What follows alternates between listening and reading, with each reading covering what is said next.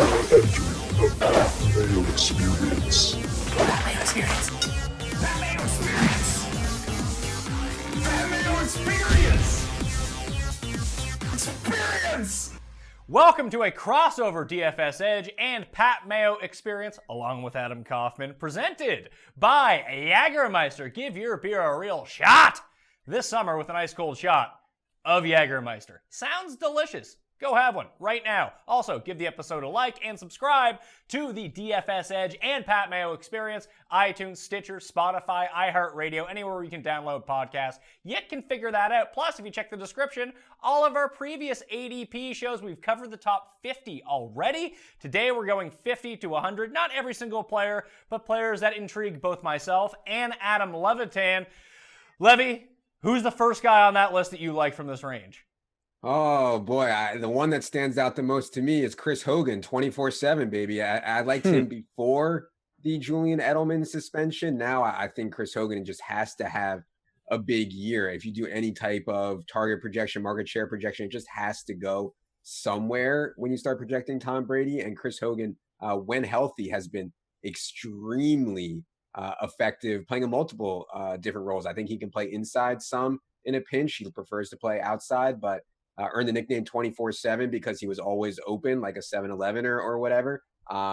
Chris Hogan can ball, and yeah, where he's going right now, and I believe it's like the 6th round or so, middle of the 6th round, is just way too late for his talent and situation, and I know that will make it move for our resident New England fan, Adam Kaufman. Yeah, I mean, sitting on the ADP levy, he's at 60, so he's obviously in a good spot. But like you said, there's the injury that he dealt with last year. There's a little bit of shakeup in the offense. We've talked about that in past shows, but he could be someone that in those first 4 weeks with Julian Edelman suspended, and I know, Mayo, you'll talk more about him, you could lean more on a Hogan along with a Rob Gronkowski. So that could be good, but there's also the element of, is 41-year-old Tom Brady going to keep doing Tom Brady things? Because that naturally is going to have an impact on production, unless you're relying on Hogan and other guys like that to sort of have the reverse effect. You know, all these years, Tom Brady was making other guys better. Are we going to be at a point where guys start to make Tom Brady even better, at least statistically? And, you know, that could be. But Hogan, I get it. I mean, he's a good, logical first choice, so long as, like you said off the top, he's healthy. And that's, you know, the little bit of a gamble. Well, I'm just looking at like the high and low for ADPs. Like he's going as high as the beginning of the 4th round and then casually dropping into the end of the 7th in some spots. So it seems like his ADP is all over the map depending on the league that you're playing with. I think this is too low for what we know about Chris Hogan right now. But Levy, is there a point where it feels like everyone's going to pile on to Chris Hogan? People are going to understand that this is a significant value and then his ADP is just going to shoot up and up and up and up. Does it get to a point where it's not worth taking him?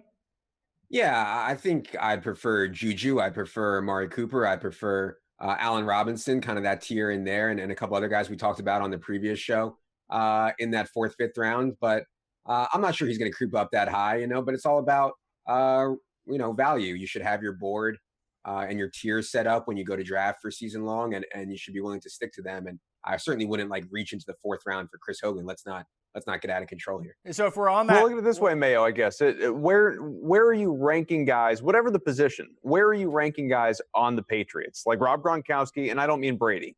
Rob Gronkowski clearly is number 1, but then are you going to look at a running back, or are you going to go to a Hogan, or are you going to go to Julian Edelman despite that 4-game absence? Well, I think I would much prefer just to go to Edelman, depending on where he ends up going. Like right now, he's ADP 70. I would assume it either sticks around there or even gets a little bit higher. Like, I mean, in terms of like maybe 75, 80. I'm not sweating. Like Levy's pointed this out before. Like if you're going to have a suspended guy, or a guy who's going to miss some time off the beginning of the year, the beginning of the season is the time to have it when there's no bye weeks. And like Levy mentioned, like people are healthy, that you can find adequate replacements. I just don't know, like, I always kind of defer to you about like this Patriots news. I know it's like a shroud of mystery over there, but it seems like he's healthy. He was doing steroids in the offseason to make sure that he's super healthy coming back. So I expect him to be 100%. So I think I'd rather just have him knowing that when he is healthy and on the field, now with a lack of options in the New England offense, that, you know, pencil in for like 12 targets a game. I'll take that as my wide receiver 3 in PPR.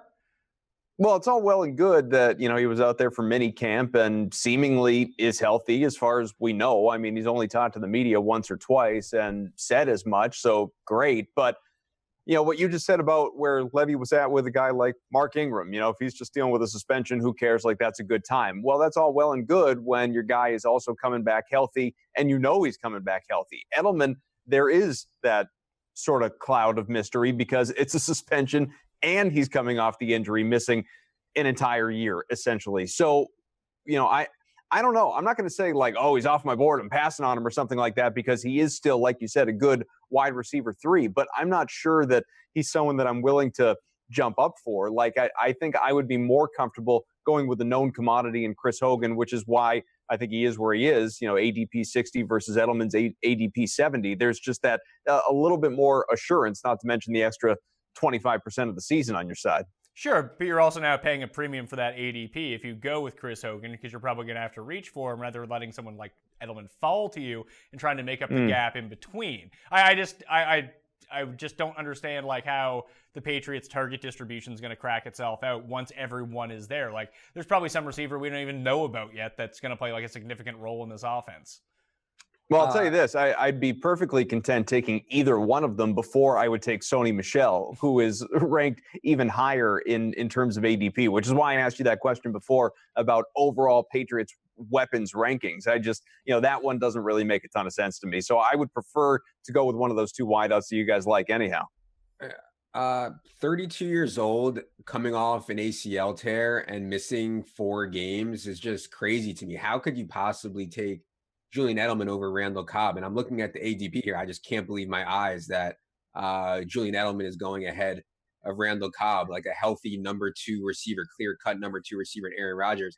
I don't have the exact stat in front of me, but if there's something like Aaron Rodgers, number 2 wideout, has never finished worse than like wide receiver 28 in fantasy or something like that. Like, it's just not going to happen. How do you take Julian Edelman over Cobb is just beyond me.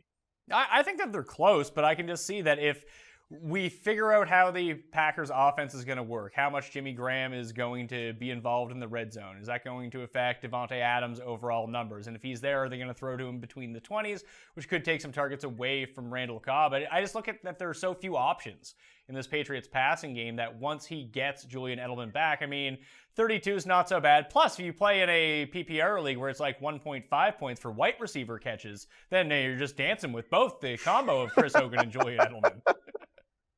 Yeah, it's easy for you to say 32 is not that old when you're not coming off an ACL tear and got a bunch of 25-year-olds running after you. You know what I mean? Hey, listen, or when you're older than 32. Or when you're older than 32. But hey, you do a quick. That's not that bad. You do a quick cycle of steroids, making you feel very young very quickly. Yeah. See, there's the Randall Cobb one, but how about Pierre Garcon? If you want to go look at the Niners situation with, sticking with a minor Patriots theme, you go from one aging QB who's still an MVP in Tom Brady to a damn good looking one in Jimmy Garoppolo out west. But he's got Garcon, he's got Marquise Goodwin. Obviously, we've talked about some of the other weapons in that offense, but Garcon, that's I would rather, if I'm sitting there drafting, I'd rather go with a guy like Garcon, who I think is going to fit extremely well with Garoppolo there, and there's going to be that chemistry versus a Julian Edelman with the unknowns that Levy laid out. Yeah. 49ers offense, if you look once Jimmy G took over last year, was among the most efficient in the entire NFL. If you just look at raw points scored per game, they were like 3rd after Jimmy G took over in raw points scored. They're going to move the ball with Kyle Shanahan and Jimmy Garoppolo. Pierre Garcon was hurt, missed a lot of the party there late last year, but he will play the X role in Kyle Shanahan's offense, which has long been the most productive role, the role that Andre Johnson had, the role that Julio Jones had under Kyle Shanahan. So it's kind of a hard to fail spot for Pierre Garcon, who's consistently one of the best yards after catch guys in the league, extremely reliable on short routes. I think Pierre Garcon is extremely strong and safe pick where he's currently going. Yeah, and he's around. He's going well after guys like, Edelman for one thing. I actually like Garcon more than I like Edelman, but like Jarvis Landry. He's ADP 73. Yeah, it's really good, but like Michael Crabtree is going ahead of him. Initially, I liked Crabtree as sort of like a later round guy because I thought he would get a fair share of targets, even in a crappy Baltimore offense. He could just overcome stuff through attrition, through volume. But I can see Garcon. Will Fuller too. Will Fuller sucks. I don't want any part of Will Fuller. But like, I think that's what I mean. Will Fuller's higher on the list. I think people just see from last year, they see Garcon, bit banged up. Marquise Goodwin had all these good games with Garoppolo after he took over that, hey, maybe it's going to be Marquise Goodwin, not Pierre Garcon, and maybe that's what's suppressing it. I don't quite understand why he's going so low, so I think he's extremely undervalued. Yeah, Marquise Goodwin was awesome last year. Used him a lot on DraftKings late in the year with a lot of success. I think his natural role is more complementary, but for him to show that he can do it as the main guy was certainly encouraging. And we should also add they spent a high draft pick on Dante Pettis. Jerick McKinnon will play well in the pass game, better in the pass game than Carlos Hyde was. So maybe there's some concerns there for Garcon, but generally speaking, I think he's going too low. Levy, what about Sammy Watkins? Still, that same territory as those other guys, as an Edelman, as a Garcon. It's in that same sort of grouping, and new situation for him. Pardon me, new team, new quarterback. I don't know. He got his big payday, like good for him. But how seamlessly is he going to fit in there in KC with a lot on Pat Mahomes' shoulders as well? Yeah, so one thing that was wrong with Sammy Watkins last year was the Rams just put him out at the X spot, just put him out wide, and that was it. They never moved him around. They never tried to get him good matchups. He was never the first read. He was rarely even like in the progression, and we saw him kind of underutilized there. Kansas City has already come out and said that they're going to move Sammy Watkins all over the field. They want to get him in mismatches. They want to play him inside. They want to play him outside. They want to use Sammy Watkins. And I think that makes sense given what they have invested in him. So I'm optimistic on Sammy Watkins. I'm extremely optimistic on Patrick Mahomes, who was arguably the best quarterback in preseason last year, went into Denver week 17, played really well. I know people want to just be like, I can't trust a quarterback who's never played in the NFL before. Like, if you never believe in something that you haven't seen yet, like, you'll never be ahead of the curve on anything. You'll just be like chasing everyone else for the rest of your life. So I'm high on Patrick. And we would not be employed. Yeah, it's like it's just like I just hate that fear stuff. So yeah, I think Sammy Watkins is a bounce back candidate. But the biggest concern for me isn't talent or whether they'll feature him. It's really just how many guys they have in Kansas City: Kelsey, Tyreek Hill, Kareem Hunt. I mean, they're just loaded. So that would be the biggest concern for me with Watkins. I'm usually really out on Watkins as a longtime. I wouldn't say I'm a longtime Bills sufferer. I basically abandoned the Bills for so long, but I do have a rooting interest that I always wanted to see him be better. And it's just one of these things where wait, you have a rooting interest in the Bills? Yeah, I grew up a Bills fan. I abandoned that long ago, but my heart is still there. I'm sorry, I don't think I knew that. Yeah, this explains some of the Patriots' hatred.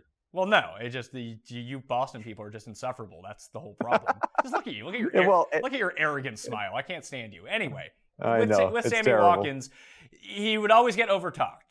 He goes to the Rams. Oh, he's going to be the number one on the Rams. We got to take him at the end of the second round. Now everyone is it's a lot like the Amari Cooper in terms of the ADP. It's just he's now undervalued where I don't want to take Tyreek Hill at pick 31. I don't really want to take Travis Kelce at pick 30. Like, Mahomes is a good value right now, and Sammy Watkins is kind of a good value. So if you bring him in, you sign him to this big money, maybe he's just the guy that Patrick Mahomes ends up turning to when it comes down to it. It's not like Mahomes was working with the ones a ton last year anyway, that I don't think that he's significantly farther behind where the chemistry with Kelsey and Mahomes or the chemistry with Sammy or with Tyreek Hill and Patrick Mahomes is, that he can come in and integrate himself. That I think if you want a piece of this Chiefs offense and you don't get Mahomes because he becomes too hot of a name or people are fighting over him, no one's fighting over Sammy Watkins right now, that you can get exposure to a team with a bad defense. It's going to throw a ton and play in a lot of shootouts that could have potentially a lot of upside here. Yeah, 7.04 is the ADP on Sammy Watkins. I'm still blown away that Randall Cobb is at 7.11. But I think Sammy Watkins, getting in the end of the seventh, he might slip to the eighth round in some more biased leagues. I think that's good value. Well, so Mayo, we going from Watkins to KC, and there are the weapons there, like you outlined. The team that he leaves, the Rams, plenty of offense there, and plenty of weapons, not just in the obvious in the backfield with Gurley, but in that passing game for Jared Goff. Brandin Cooks is there now. Cooper Kupp is there. You've got Robert Woods is there is another one. Where do these guys sort of slot in for you in that next tier of guys that we're looking at in terms of that 50 to 100 kind of sleeper position? I have a really bad gauge on what Cooks is going to look like in this offense, just because the Rams play against so many good lockdown cornerbacks that if Cooks falls into the same problem that Sammy Watkins had when he was with the Rams, that they're not moving him around the field and they're basically just sacrificing him to whoever the shutdown corner is. I don't want to say he'll have like as bad of a year as Watkins did, but he could become a far more boomer bust type player, a lot like he was last year for spurts as well, where just some weeks Cooks was completely devoid of doing anything, and then all of a sudden he's the main guy in the Patriots offense. And I don't really love players like that I would prefer to play those guys at 25% on DraftKings rather than have them on my season-long team. And with Robert Woods looks like the safest guy, but he could definitely regress from what he did last year. Or is the connection between him and Jared Goff really that good? Is this Rams offense as a whole going to regress? So I think I would just rather take the guy who's going the latest than the guy that they throw to in the red zone. And it's Cooper Kupp. It's unsexy, but you're not spending a lot of draft capital on it. And if this offense is going to be good, then Cooper Kupp could be the guy that just moves around and they just has an open catch in the end zone all the time. If you select Cooper Kupp, you also get to use the team name 2 Girls 1 Cup for your fantasy team name, which, I think is always a bonus. I agree on Cooper Kupp. I think a concern with the Rams pass game is this defense is going to be really, really good. There's so much talent on this defense now, so I don't think they'll nearly be in as many shootouts. But yeah, I would agree. I'm not in on Cooks too big. Robert Woods is kind of mad, and Cooper Kupp would be the guy that I'd want the most at his current ADP, which I believe is around 100 or something. You think Cooks is going to be a problem at all? That was a popular question last year when he went from the Saints to New England, only because we know what the Patriots offense operates like. There's that distribution, and he was famous for saying, everyone's got to eat when he was in New Orleans. Part of the reason he wasn't happy there. Now you could argue that he's going to an even more crowded situation in LA. Is he going to be combustible at all? It just sounds like classic Boston smear guy after they leave talk. Look, I liked him. I have no problem with him. You hate him. Yeah, he's a bit soft now that he's gone, right? No, he was soft. No, he was soft when he was here. And he was an idiot in the Super Bowl when a deer in headlights ran into a truck and got himself knocked out of that game. But none of that matters right now. I want to know if he's going to mope out in LA. How am I supposed to know that? I think he didn't really mope in New England, right? Because they were winning, and I think they're going to be winning in LA too. So I think he'll be fine. If you start worrying about that stuff, you got too many problems. All right, fair enough. Let's continue on. Mayo, why don't you? Well, actually, you just kind of went. Levy, why don't you give us another guy that you're watching here in this 50 to 100 range? Yeah, everybody seems to be on this guy, which kind of sucks. But every time Trey Burton has had a chance to produce, whether it be preseason, whether it be when Zach Ertz has been hurt, whether it be in the Super Bowl, Trey Burton has been productive. Really good athlete at his size, and going to Chicago where they handpicked him. And, Trey Burton has barely played in the NFL regular season. The Bears still gave him $35 million. Think about that and think about how they're going to use him. Matt Nagy has already said he'll play the F role, which is kind of the move tight end role that Travis Kelce played for him in Kansas City. Trey Burton is going to be a factor. A lot of his upside is baked in. 8th round is steep for Trey Burton, but he's kind of the guy after Hunter Henry went down that kind of makes me most excited for a leap, for a statistical leap, is Trey Burton. So I know people are going to say, everybody's on it already. He's going too high. I'd prefer Trey Burton in the 9th or 10th round, but if it has to be the 8th, then it has to be the 8th. He's one of my guys. I want him. Yeah, I'm good with the 8th round on Trey Burton as well. I just fear that this is not where he ends up. I can see him going into 5th, 6th round by the time actual drafts start in August. That's my only fear with him. If he goes at pick 89, I'm good with him at pick 89, but I'm not good with him at pick 61 kind of thing. I'd rather just... What's your limit? What's that?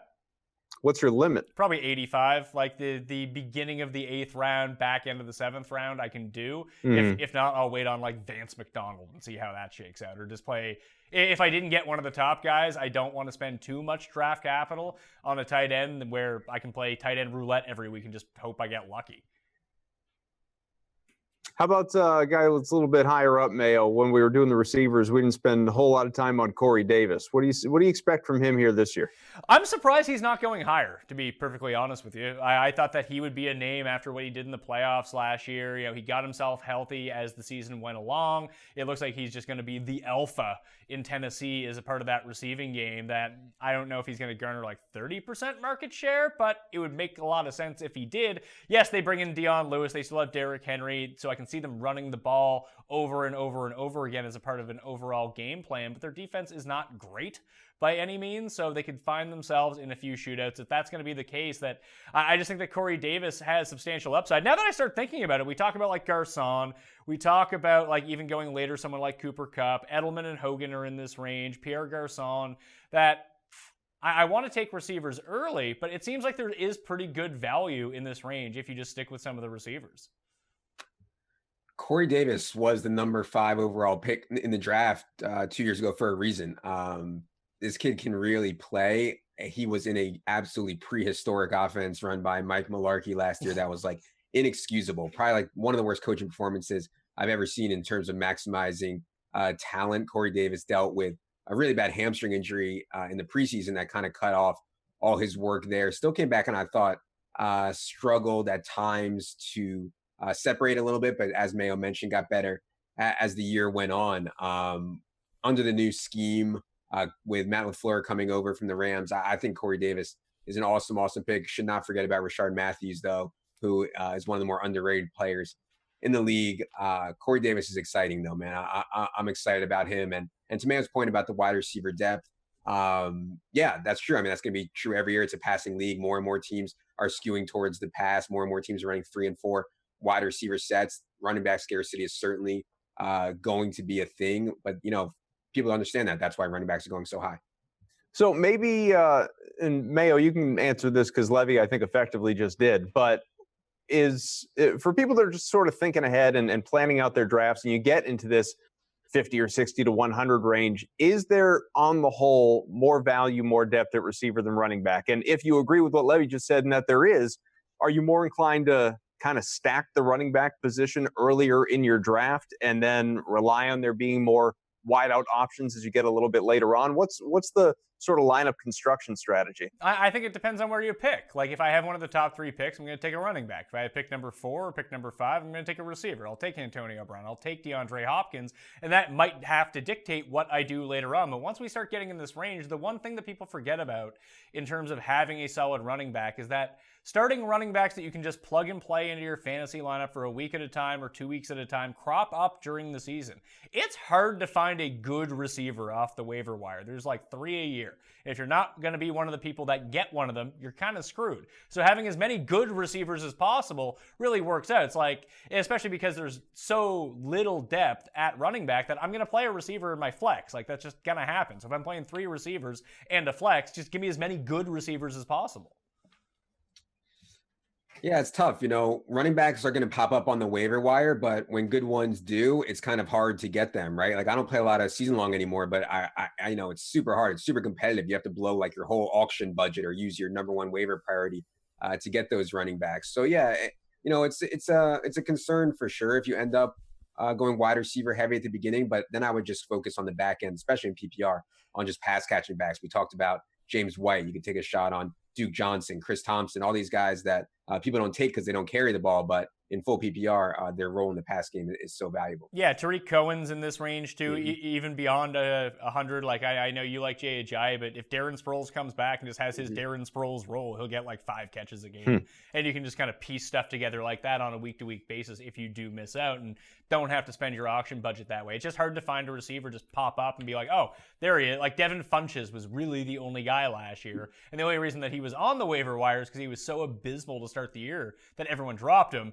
Then Kelvin Benjamin got hurt, then traded. Then all of a sudden, Devin Funches was really good. But I think there are running backs from 50 to 100. I don't know which one it's going to be, but there are like potential league swingers in here, like Lamar Miller, Ronald Jones, Kerryon Williams, Marlon Mack is in here as well. And like there's rookies. You got the Denver rookie. What the hell is his name? Always forgetting it now. Royce Freeman's in here. Like I don't know which one of them is going to be the guy because you can make cases against them, but like Who is Indianapolis running out besides Marlon Mack, Levy? Marlon Mack, I was really excited about. I was ultra productive at South Florida. If you go back and listen to the Edge podcast I did with Matt Kelly, Fantasy Mansion, you will get excited about Marlon Mack. Problem is he underwent labrum surgery, shoulder surgery, which is always a concern for me on running backs who tend to take a lot of hits on their shoulder, obviously. Marlon Mack, though, is the guy who I think has the most feature back potential, certainly ahead of Jordan Wilkins, certainly ahead of Naheem Hines. I like Marlon Mack, man. I want to see that he's healthy in camp, but I think that's an interesting one for sure. Kerryon Johnson, the Lions used a lot of draft capital on him. I expect Amir Abdullah to get cut or traded. So I think Kerryon Johnson has a chance as well, even though a lot of the drafting community doesn't like his talent. Royce Freeman should not have a problem winning that job in Denver. So as Mayo said, there's certainly some options here. They're just going to come with lower floors. Mayo, tell me a little bit more about those guys. Some of the names that you rattled off, you don't need to go one by one necessarily, diving deep individually, but whether it was Miller, whether it was Mack, Freeman, who Levy just mentioned, Johnson as well, Kerryon Johnson, who are some of these guys that, who among them, I guess, is the one that, all right, well, if I have to have a guy, that's the guy that I want to lean on. The problem with Kerryon Johnson is just when have Detroit running backs ever been good outside of 8 games from Theo Riddick every year? And that's all just passing game stuff. So the value is fine on him. I guess it's Lamar Miller because Donta Foreman is potentially not going to be back, could be put on the PUP list to start the season. Then you're just getting so much out of Lamar Miller that if he ends up in the workhorse role, which God knows what goes on with the Texans, because Alfred Blue could split carries with him, and maybe Lamar Miller's always just been better off in smaller doses. He's not built to be a workhorse. He gets worse as the game goes along once you start piling up too many carries. But right now, he's the guy and probably going to be patrolling the goal line for the Texans. We're all focusing on Watson. We're focusing on DeAndre Hopkins. That opposing defenses are going to have to do the same thing. That maybe he doesn't see a lot of. He's going to see no 8-man boxes, so he's going to have room to run around if he gets involved in the receiving game. The Lamar Miller can be sneaky. The problem is when Foreman comes back, what happens to Miller? So I think if you're just looking for clear-cut, Freeman might be the guy if he just holds off Devontae Booker, and from a talent perspective, he should be able to do that, get him involved in the passing game, because even with Jones, they're still going to throw to Charles Sims. They're still going to use Peyton Barber. I think just clear-cut, or you just go the completely unsexy route and take Marshawn Lynch, knowing John Gruden's with the Raiders, and be it's a great move? Giving Marshawn Lynch the ball 35 times a game. Stop it. We're not taking Marshawn Lynch. I'm not signing off on that. What number do you have Lynch at? What's his ADP? I don't know. It should be 1,000. 312. Here's the thing, though. It is 84, but if you're gonna go out and sign Jordy Nelson, look at the offense that you're gearing up to run here. They're probably gonna run the ball 60% of the time. Sometimes you can leverage bad coaching into getting value, just volume values if you want. I don't want to talk about Marshawn Lynch. It's enough already. I want to go back to Lamar Miller, though, because I glossed over him too quickly. When Deshaun Watson was healthy last year, Lamar Miller was up at 15.5 DraftKings points per game. Obviously, once Deshaun Watson got hurt, that was a big blow to the entire offense. Lamar Miller went down to, I believe it was 9.5 DraftKings points per game. Significant splits there, and it certainly makes sense when red zone opportunities, fewer 8-man boxes. As Mayo mentioned, Deontay Foreman, I don't want to say may never come back, but Achilles injury is the worst, the stone worst injury guys can have now, way worse than ACL. They've gotten to a point with ACLs where it seems like guys come back and are fine within 10 months, 11 months. Achilles, there is no such history of that whatsoever. So this could be Lamar Miller's job all year in what could be one of the better offenses in the league. And he's going, where is he going? 55 or something like that. So I think he's interesting. I think if we get reports on if Foreman's coming back, Miller might be a nice guy to draft where he's going right now, wait the 3 games and see if he explodes, and then just ship him off if we know Foreman's coming back, because he might not retain that value all year.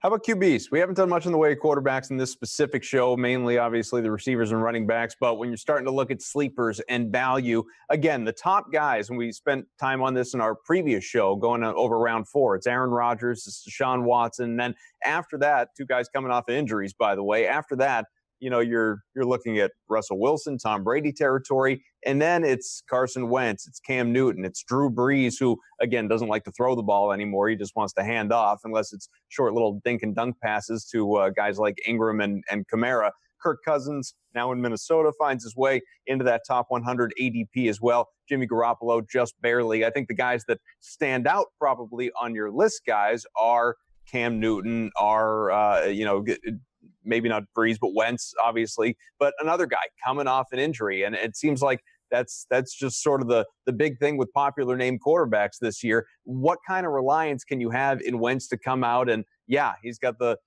defending Super Bowl champs and an offense around him, but he's still, you don't know exactly what he's going to be. It's you hope. Not only is he coming off an injury, but there's really little incentive for the Eagles to rush him back with how well Nick Foles played in the playoffs, So whereas other teams might say, hey, he's our quarterback, he's going to be out there week one. I think the Eagles may say, listen, we're going to play Nick Foles week 1, week 2, and you're going to get to clearly 100%. So that would be a slight concern for me on Wentz. I prefer Cam, who, they get him DJ Moore, they get Greg Olsen back. Cam has been running again. Christian McCaffrey in more of a featured role will be good for the pass game, obviously. So, I think Cam, efficiency is always going to be a problem for Cam. He's always going to miss guys high. He's not going to be the most accurate thrower, but dude puts up fantasy points in just a big way. And I've always been a big Cam fan. I love Cam. Yeah, I like Russell. I mean, we talked about Russell Wilson on the previous show. I think he's sort of on a tier away from these guys. Cam is probably the next closest to him. And with Wentz, the one decent thing about taking Wentz, I didn't think he would be going this high. I thought that people would be scared off by the injury, and maybe by the time real drafts start happening, he does fall outside the top 100, which then I would probably be really in on him. I'm not in on him at where he's going right now at pick 74, when I could have Pierre Garcon or Sammy Watkins, or just pile up more receivers or take chances on more running backs, knowing I can get a quarterback later. But if he starts slipping outside the top 100, I mean, there's no easier position to replace on a weekly basis than quarterback. You can wait for Carson Wentz if you think that he has that upside and comes back healthy, which I do think that he does. So for Carson Wentz with me, where he's going, he's a pure pass for me. But if he starts dropping another 3 rounds, and I'm going to push on him and just have Carson Wentz in my fantasy playoffs for him to lead my team to victory. When are you guys taking a quarterback? If you go ahead. Never. It's stuff you're going to replace guy every week. If you really want to throw your league mates for a loop, you don't draft a quarterback, kicker, or defense in the draft at all, and then you just wait until right before week 1 to pick one up, but based on matchup. That's the real man move. That's amazing. I like that move. Not like these people spending the 102nd pick on average on Jacksonville defense. Probably not the best move. If one of the 3 elite guys falls to me, and we see, because this happens sometimes, Aaron Rodgers will go in the 2nd round, and then there's a run on quarterbacks, and all those people end up with terrible teams. I'm not going to bite the bullet just because there's a quarterback run. I'll wait. Generally speaking, I'll probably draft a quarterback around rounds 12, 13. But if Wentz starts to creep down, I'll take Wentz. If one of Rodgers, Deshaun Watson, or Russell Wilson starts falling below where their ADP is, then I'm not disinclined to jump up and take a quarterback at the end of the 5th round, 6th round, if I do think it's a truly elite guy. But I think that would be more of a rarity for me to do rather than a norm. It would have to be an outstanding situation, an atypical situation based on where these guys are being drafted for me to take a quarterback that highly, because I am not afraid to play the week-to-week quarterback game. And Levy keeps talking about Patrick Mahomes, I'm in. If I can get Marcus Mariota in the last round, which I probably can, or how Matt Stafford's going at the end, as a last-round pick or not being drafted at all, I don't love those guys. But the difference between the very top-end guys and those guys is not substantial your wide receiver 4 and your wide receiver 7. Your wide receiver 4 could become your wide receiver 1. That guy could be really good. And the difference between those mid-tier running backs and mid-tier receivers, as opposed to the gap of quality and fantasy points between quarterbacks, it's so much more pronounced that it doesn't make sense to take that quarterback. Levy said he's not really a season-long guy anymore. Mayo, how many season-longs do you play in a given year? I cut down to 3 last year, just so I could focus. I played 49 one year, I played 60 one year, and then DraftKings came around, and I started veering away from the season-long game. I don't know. I don't play any high stakes anymore in terms of season long. Like, why do I want to have my money invested for 17 weeks when I can just put it back into play every single week or on a specific slate that I really like? Like, honestly, all the ones I have now are more just like fun that I do with buddies. You say 60? Yeah, I actually had to get a intern to manage the teams. Wow. I see. I thought that maybe you had ever had sex before, but now I'm thinking that you've actually never had intercourse. Oh, look at me, please.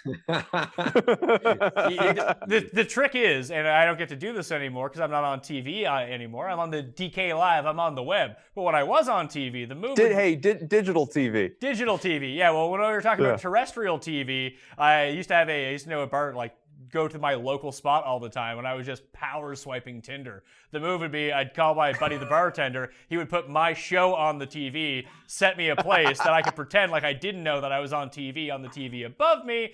That actually never failed. That was 100% hit rate. Yeah. What'll definitely fail is if you tell them you're in 60 fantasy football leagues. Yeah.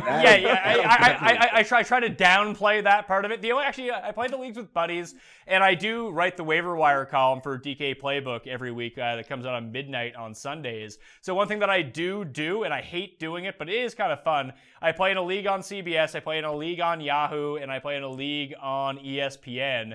Under 3 separate aliases, just so I can see like random moves and pickups people do. Because one of the biggest things that I always get is like, that guy's not available in my league. This is stupid. But these guys, like, the way that if you're watching fantasy football content on a regular basis and you're listening to podcasts, yeah, you're doing way more research than 95% of people. Like, there are people out there like Kaufman who are just morons when it comes to this stuff. I guess to me, you're just Pat Mayo. Like you're just, you're another guy and we chat and we'll text and whatever else. But, is your name big enough that you have to play season long leagues under aliases? No, I just don't. It's not that. I just don't want people to know it's me. I figured I'd check. The other thing that, we could do a whole podcast on this. You want to talk about a skewed statistic is where somebody says they have 100% hit rate. It may very well be 100, but what's the quality of the 100? Well, I mean, as soon as I got on TV, the quality went way up, put it that way.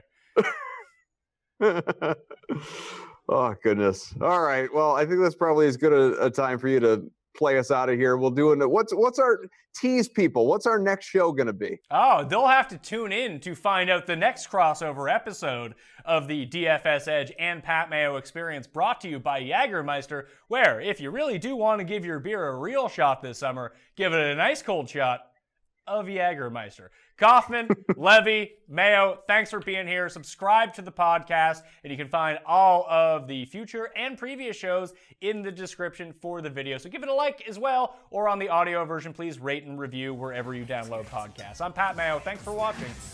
I'll see you next time. Mayo Experience! Experience!